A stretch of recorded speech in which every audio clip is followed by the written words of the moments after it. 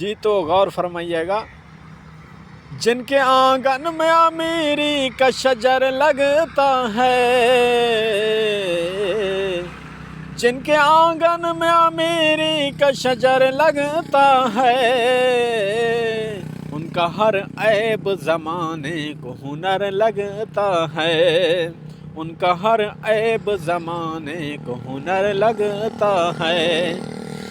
چاند تارے میرے قدموں میں بچھے جاتے ہیں، چاند تارے میرے قدموں میں بچھے جاتے ہیں،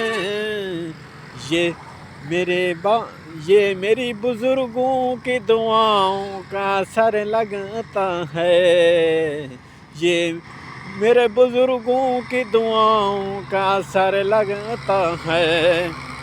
آخری جو مصرع پڑا ہے اس میں تھوڑی سی غلطی ہو سکتی ہے، درگزر فرمائیے گا۔